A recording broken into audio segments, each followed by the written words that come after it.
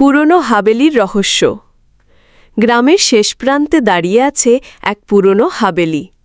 দিনের বেলায় হয়তো কেউ সাহস করে সামনে দিয়ে যায়, কিন্তু রাত নামলেই রাস্তা ফাঁকা হয়ে যায়। মানুষ বলে ওখানে একসময় জমিদার পরিবার থাকত। তাদের সবাইকে এক ভয়ঙ্কর আগুন গ্রাস করে নিয়েছিল। কেউ বলে এটা ছিল দুর্ঘটনা, আবার কেউ বলে প্রতিশোধ। একদিন গ্রামের কয়েকজন তরুণ ঠিক করল রাত 12টায় হাবেলির ভিতরে ঢুকবে। তাদের মধ্যে ছিল শাকিল নামের এক ছেলে, যে ভয়কে কখনো পাত্তা দিত না।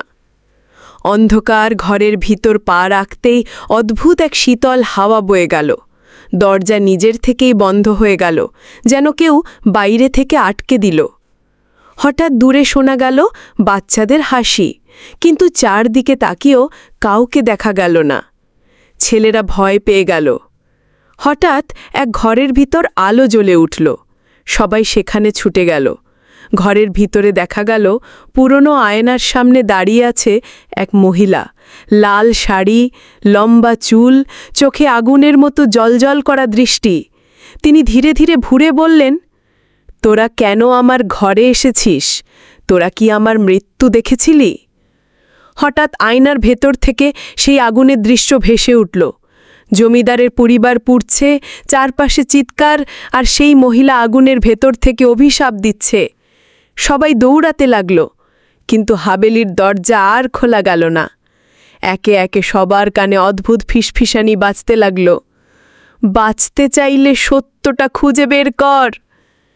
শেষমেশ শাকিল সাহস করে আবার আয়নার সামনে দাঁড়াল।